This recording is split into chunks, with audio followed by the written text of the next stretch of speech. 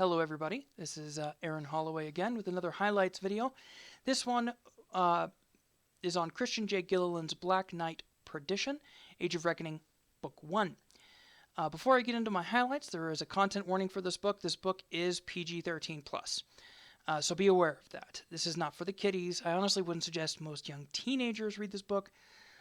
Definitely a 16 or even 18+ book. Mainly because there's a lot of adult suggestions, a lot of darker adult themes that the main character has to kind of fight through. And you can kind of get that just from the book description above. You can read that. So that brings me to my 5 highlights, or 5 of those.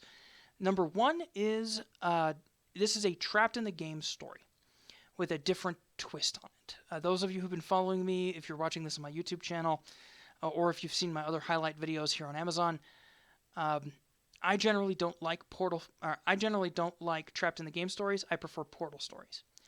However, this one, like all of those other trapped in the game stories that I enjoy, has a very interesting twist on it.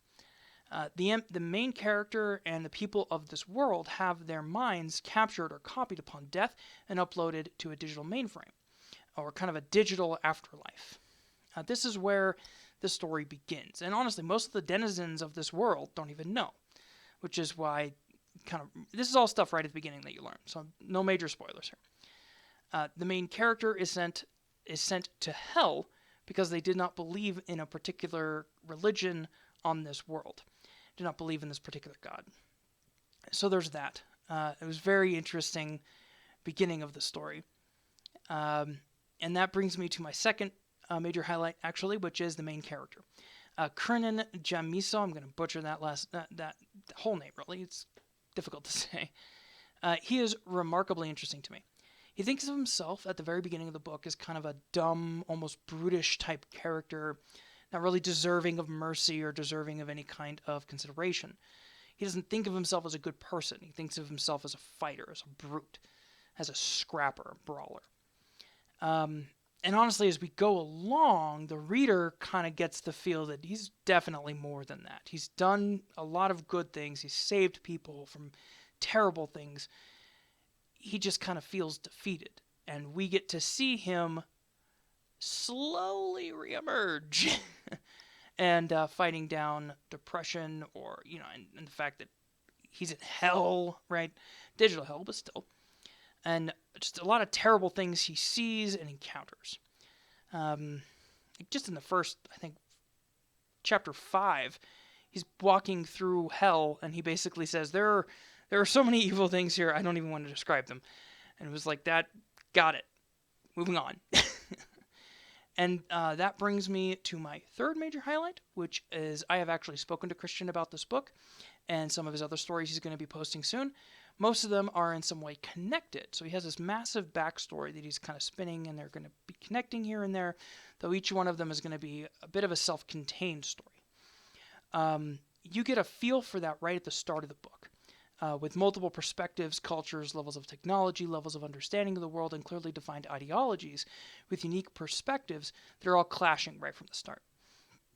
That feeds into number 4, my fourth highlight, which is the world building feels flushed out and lived in. It's very much bordering on grimdark, this book, but the people and characters are what pull it back from that. How they fight against the system, how they feel is unjust in a cyberpunk-esque story, how they work together to build hope in each other and gain some ground on fighting the bad guys. There's obviously some major setbacks that happen here and there, but the characters are themselves the thing that keep this from being too grimdark, in my opinion. Brings me to number 5, my fifth highlight, which is there are some seriously bad guys and some epic fights in this.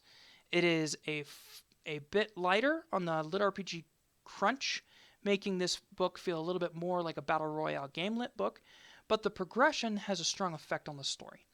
The main character's progression and success are essential and have real weight and effect in the real-world events, essentially making the fight the system cyberpunk storyline reliant on his success in the LitRPG game world, creating an interesting dynamic and fascinating character building. And those are my 5 major highlights. Thank you for listening. If you would like to support me making more of these videos, please check out my YouTube channel and Patreon page. If you would like to support the authors whose books I highlight, please consider purchasing the book above if you are watching on Amazon, or below if you are watching on YouTube. Thank you, good night, and good luck.